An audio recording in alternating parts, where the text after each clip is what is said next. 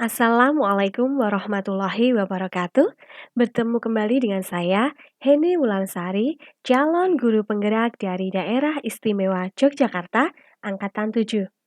Kali ini saya akan memaparkan tugas demonstrasi kontekstual modul 1.4 tentang budaya positif. Dalam tugas kali ini, saya akan memaparkan tentang penerapan segitiga restitusi di sekolah saya, yang terdiri dari 3 tahap. Yang pertama adalah menstabilkan identitas, yang kedua adalah validasi tindakan yang salah, dan yang ketiga adalah menaikkan keyakinan dari murid. Dalam tahap menstabilkan identitas, ini merupakan bagian dasar dari segitiga restitusi yang bertujuan untuk mengubah identitas anak dari orang yang gagal karena melakukan kesalahan menjadi orang yang sukses. Dalam validasi tindakan yang salah, menurut teori kontrol, semua tindakan manusia, baik atau buruk, pasti memiliki maksud dan tujuan tertentu. Sehingga seorang guru perlu menanyakan keyakinan terkait dengan teori kontrol tersebut kepada siswa supaya bisa menentukan langkah-langkah dalam restitusi dan pencarian solusi dari permasalahan yang bersumber dari diri siswa itu sendiri. Selanjutnya, saya akan menampilkan 2 buah video proses restitusi yang telah saya lakukan di sekolah pada tampilan berikut ini. Selamat pagi Jihan. Apa kabar hari ini? Baik, alhamdulillah ya. Jihan, hari ini Bu Heni pengen ngobrol-ngobrol sama kamu tentang keseharian Jihan, kegiatan di sekolah, boleh ya? Boleh. Oke. Lagi ngerasa sehat kan hari ini? Sehat. Sehat, alhamdulillah. Gini Jihan, Bu Heni sebagai wali kelas kamu kan mengamati ya selama Jihan sekolah di SMA Cangkringan itu sepengamatan Bu Heni nih, coba nanti bener atau salah gitu. Jihan itu jarang berinteraksi dengan teman-teman yang ada di kelas. Kan biasanya Bu Heni lihat kalau jam istirahat itu Jihan banyak di perpustakaan atau di ruang lain gitu kan. Padahal kan yang namanya berinteraksi dengan teman itu tentunya suatu hal yang sangat penting untuk membangun hubungan emosional antar siswa supaya nanti kalau ada ketugasan-ketugasan secara berkelompok juga bisa berjalan dengan lancar. Nah, benar nggak nih apa yang Bu Heni amati selama ini? Benar nggak Bu? Benar ya, jadi kamu merasa kamu ada jarak ya dengan teman-teman kamu yang lain. Nah, kenapa sebabnya? Nggak tahu sih, mungkin karena dulu pas SMP itu kan pernah dibully terus jadinya tuh lebih susah berinteraksi sama orang juga. Terus kan aku juga punya kayak apa ya, mental tuh kurang stabil gitu loh Bu. Jadi waktu tuh bisa kayak kesusahan gitu kadang tuh kalau ngerasa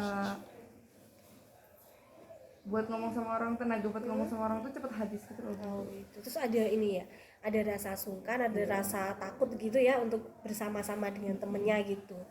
Oke, Jihan, setiap orang itu memang punya persepsi masing-masing. Setiap orang juga pasti pernah melakukan sebuah kesalahan. Nah, cuman kadang-kadang ada ketika kita melakukan hal-hal yang tidak sesuai dengan pandangan ideal orang pada umumnya, itu dianggap sebagai sebuah kesalahan gitu ya. Jihan itu nggak mau berinteraksi dengan temennya, Jihan itu selalu menyendiri dan lain sebagainya. Nah, mungkin bagi orang lain itu salah, padahal belum tentu hal yang semacam itu memang salah gitu kan. Saya pun juga pernah melakukan hal-hal yang semacam itu. Artinya kadang-kadang saya juga males kalau misalnya saya berteman dengan orang-orang yang julid, nyinyir, nyebelin dan sebagainya. Tapi kan itu bukan berarti bahwa saya punya alasan dan benar untuk menjauhkan diri dari lingkungan, untuk memisahkan diri dengan mereka, karena bagaimanapun yang namanya satu lingkungan kelas itu kan satu keluarga, ya enggak? Iya, benar. Berarti apa nih yang Jihan yakini atau apa yang Jihan percaya tentang hubungan yang ideal dan baik dengan orang lain itu harusnya seperti apa?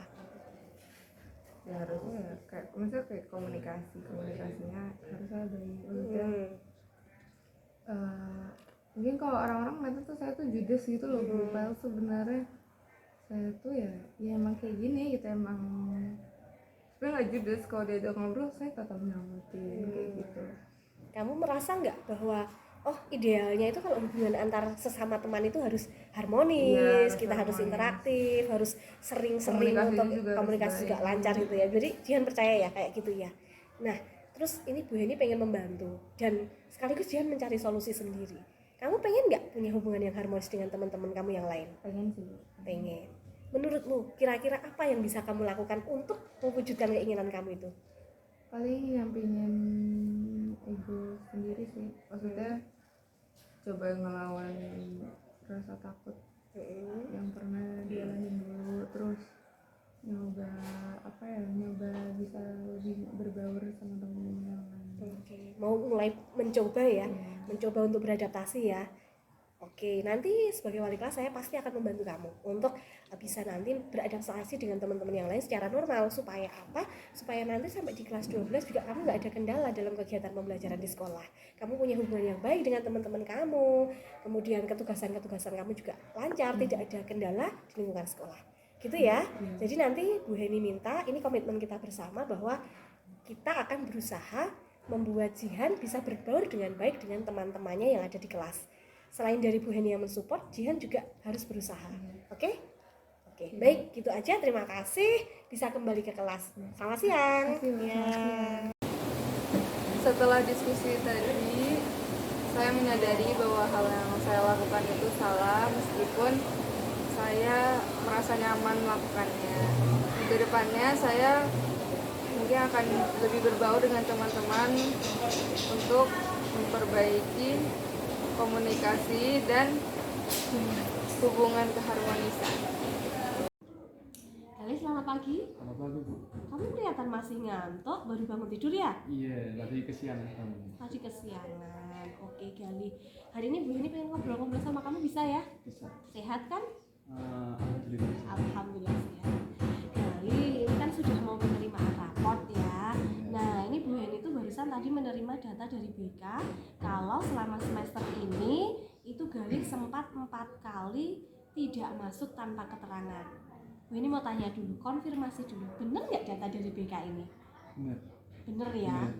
Jadi sudah menyadari kalau itu betul ya. Iya. Oke. Bu Heni pengen tanya, kenapa nih kok Gali sampai 4 kali tidak masuk tanpa keterangan? Pasti ada alasannya. Iya, karena itu ibu saya sempat dirawat di rumah sakit dan itu saya nggak sempat buat surat izin. Jadi saya kayak mengikhlasin aja lah kalau saya harus dirawat gitu.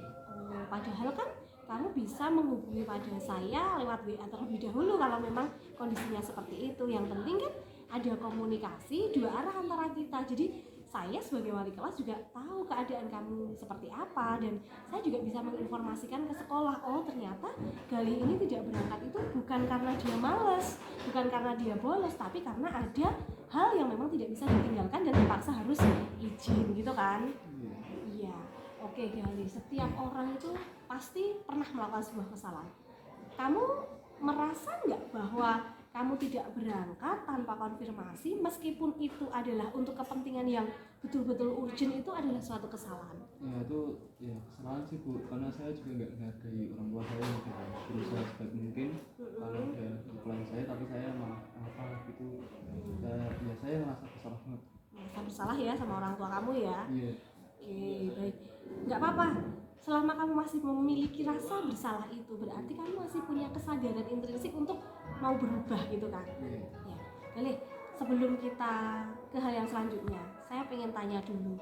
Kalau menurut hati nuranimu, keyakinanmu sendiri, siswa yang baik dan ideal itu seharusnya yang seperti apa?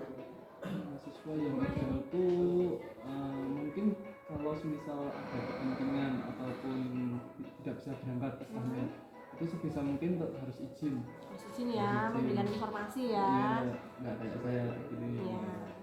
Habis itu kalau di kelas tuh perhatiin guru, nggak project sendiri, apalagi tidur itu nggak baik. Oke, berarti kamu sudah punya keyakinan yang bagus ya. Sebetulnya karakter yang bagus, tinggal nanti bagaimana untuk diterapkan, ya kan? Nah, meskipun tadi kamu menyampaikan bahwa kamu menjaga ibu kamu yang sakit di rumah sakit, itu adalah suatu tugas mulia dan saya sangat mengapresiasi itu. Artinya kamu anak yang baik dan berbakti. Tetapi bukan berarti bahwa ketika menjaga ibu kamu sakit dan kamu tidak ke sekolah tanpa keterangan itu adalah suatu hal yang bisa dibenarkan. terbukti itu merugikan kamu sendiri karena jadinya di sini tertera kamu ada 4 buah alfa. Nah, kamu pengen nggak memperbaiki alfa ini supaya bisa menjadi tidak tertera seperti ini di rapot? Rapot ini kan penting ya untuk nantinya ke depan, untuk jenjang karir kamu juga ini sangat bermanfaat. Pengen nggak memperbaikinya? Pengen sih Bu. Oke.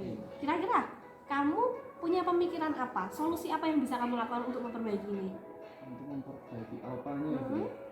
Itu mungkin saya bisa ngasih surat izin Surat izin, Iya. surat izin yang yang mungkin ditulis oleh orang tua saya sendiri. oke, surat izin yang ditulis oleh orang tua kamu sesuai dengan jumlah alfa kamu ya. Iya. Terus kamu pengen nggak minta maaf atas kesalahan kamu? Iya. Pengen. Minta maaf atas kesalahan kamu ya. Iya. Setidaknya kamu berjanji dulu pada diri kamu sendiri bahwa kamu tidak akan mengulangi kesalahan yang sama di masa-masa yang akan datang, gitu kan? Iya. Nah, kamu punya cita-cita nggak? Iya sih Bu. Apa cita-cita kamu? Jadi polisi. Jadi polisi.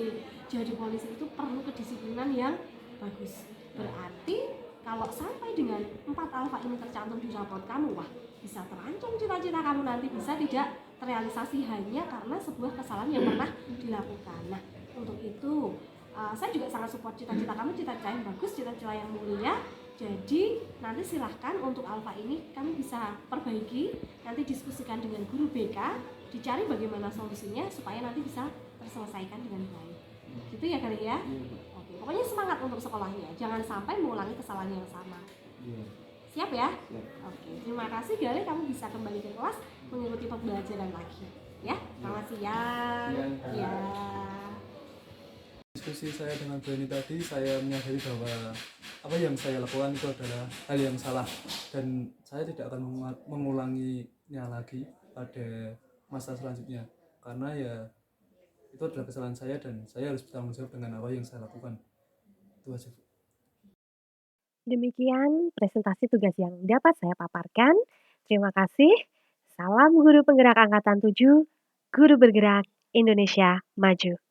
Sampai jumpa.